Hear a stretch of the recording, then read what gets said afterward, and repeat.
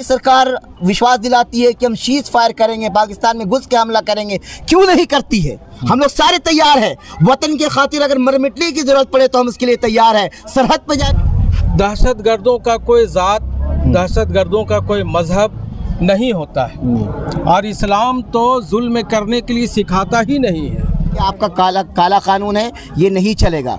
खुदा के नाम पे हम समझौता नहीं करते, खुदा के नाम पे हम समझौता नहीं करते, मगर खाके वतन तुझको कभी रुसवा नहीं करते। और शरीयत पे मुदाखलत कभी भी बर्दाश्त नहीं किया जा सकता। इस सरकार को, मोदी सरकार को वक्फ तरमीमी बिल वापस लेना पड़ेगा, चाहे मुसलमानों को कुछ भी करना पड़ेगा। जो जुल्म करने वाला है या जो हमारे देश के खुशी लूटने वाला है, हम पुरजोर तरीके से उसकी मुखालफत करते हैं, उसको हम कहीं से सही नहीं मानते। जिन आतंकवादियों ने हमारे देश की खुशियों को छीना है, लूटा है, उनको बख्शा नहीं जाना चाहिए। हर बार ये सरकार विश्वास दिलाती है कि हम शीज फायर करेंगे, पाकिस्तान में घुस। इससे पहले जो मस्जिदें तोड़ी जा रही हैं, इससे पहले मदरसे तोड़े जा रहे हैं, इस्लाम पर डायरेक्ट हमला हो रहा है, तो ये सारा कुछ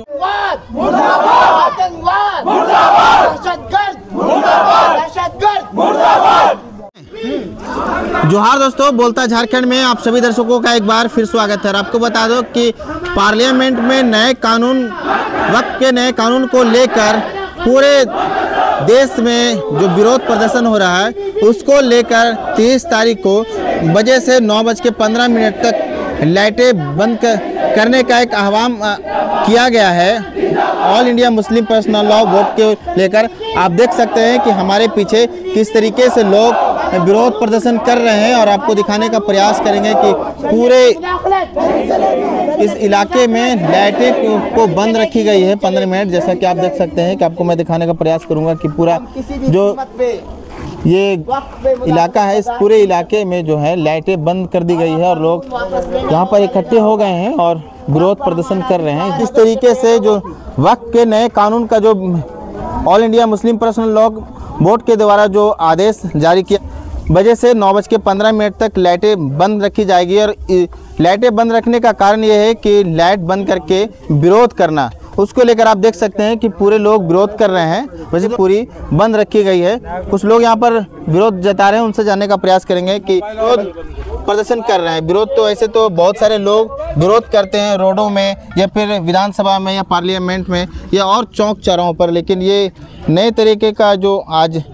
विरोध प्रदर्शन किया गया, उसको लेकर क्या कहना चाहेंगे? ये एक शांतिपूर्ण विरोध प्रदर्शन है, बिल्ली गुल विरोध प्रदर्शन है। इससे न देश का कोई नुकसान हम लोग पहुंचाना है, न सड़कों पे आना है। हम सरकार को अपनी लाइटें बंद करके ये साबित कराना चाहते हैं कि जो आपने वक्फ तरमीमी बिल को पास किया है, ये आपका काला कानून है, ये नहीं चलेगा। खुदा के नाम पे हम समझौता नहीं करते, खुदा के नाम पे हम समझौता नहीं करते, मगर खाके वतन तुझको कभी रुसवा नहीं करते,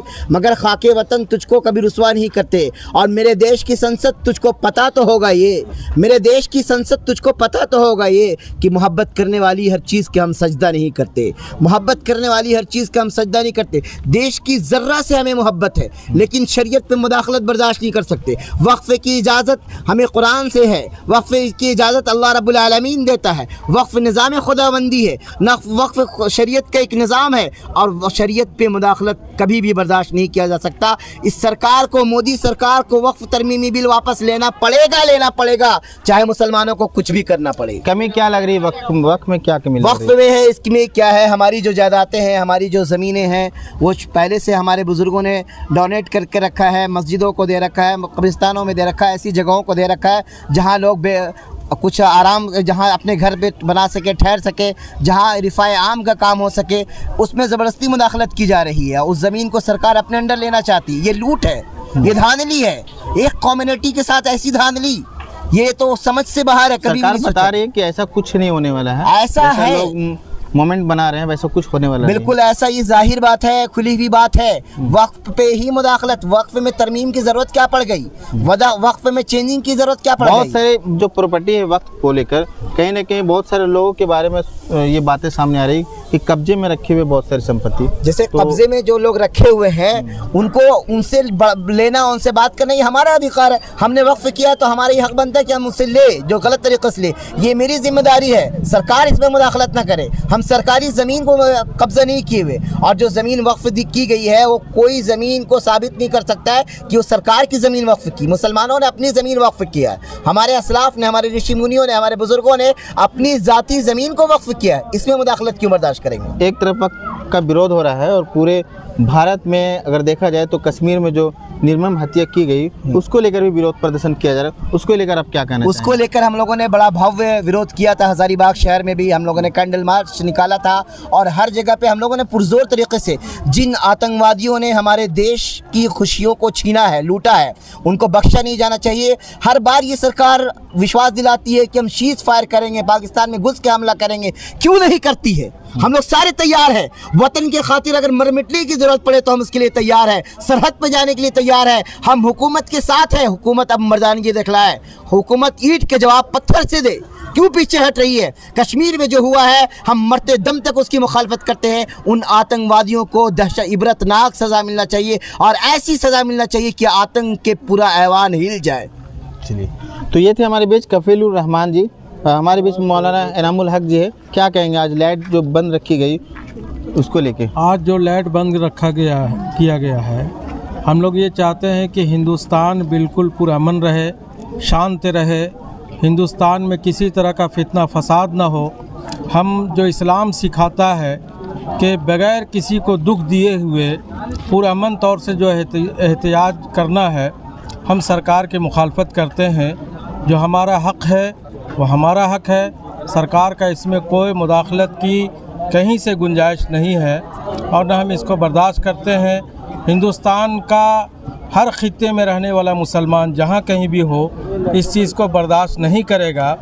अब रहा कि सरकार कहती है कि ऐसा कुछ नहीं होने वाला है, ऐसा कुछ नहीं होने वाला है, तो अभी ये कानून आया है, इससे पहले जो मस्जिदें तोड़ी जा रही हैं, इससे पहले मदरसे तोड़े जा रहे हैं, इस्लाम पर डायरेक्ट हमला हो रहा है, तो ये सारा कुछ हो रहा है, और उसके बाद भी आप कहते हैं कि ऐसा कुछ नहीं होगा, ऐसा कुछ नहीं होगा। सरकार पर हमको भरोसा नहीं है। हम ये चाहते हैं कि मेरा हक़ मेरे पास रहे, आप इसमें मुदाखलत न करें, बस हम यही चाहते हैं। और हिंदुस्तान ये हमारे बुज़ुर्गों का सेंचा हुआ देश है, हम इसमें अमन और शांति चाहते हैं और किसी तरह के खलफसाद नहीं चाहते हैं। इसी एहतजाज को लेकर के हम लोगों ने लाइट आज बंद किया है ताकि अपना काला दिवस मनावें। सरकार हमारे पर जो गलत हमला कर रही है उसके लिए हम शोक मना रहे हैं। पहलगाम को लेकर क्या कहेंगे? कश्मीर में जो घटना हुई उसको लेकर बताया जा रहा है कि मुस्लिमों ने हमला किया, यानी कि हिंदू बताकर हमला किया गया है, उसको लेकर क्या कहेंगे? इस्लाम में क्या बताया जाता है? देखिए, कश्मीर में पहलगाम में जो हमला हुआ जी, या उसके अलावा कहीं होता है तो दहशतगर्दों का कोई ज़ात, दहशतगर्दों का कोई मज़हब नहीं होता है, और इस्लाम तो जुल्म करने के लिए सिखाता ही नहीं है। तो वो जो दहशतगर्द होंगे वो गलत है, वो जुल्म कर रहा है, चाहे वो किसी खित्ते में हो। इससे पहले भी कई जगह हो चुके हैं और भी होने का अंदेशा है, लेकिन ये वाक़या होने से पहले हम सरकार से ये कहना चाहते हैं कि आप कहाँ चुप से बैठे हुए हैं? जो आपके घर में चोर घुस जा रहा है और आपको पता तक भी नहीं है, आप किस ख्वाब गफलत में हैं? आप कहाँ सोए हुए हैं? आपकी हिफाजती दस्ता कहाँ है? हम तो पहली शिकायत अपनी सरकार से करेंगे, इसलिए कि सरकार पर भरोसा है, सरकार के फोर्सेस पर भरोसा है, पुलिस सिपाही पर भरोसा है, उनके बदौलत हम अमन और सुकून से रहते हैं। लेकिन वो लोग कहाँ सो गए जो हमारे मासूम लोग, हमारे बेगुनाह लोग इतने मारे जा रहे हैं? ये पहली गलती हम सरकार की लगाते हैं।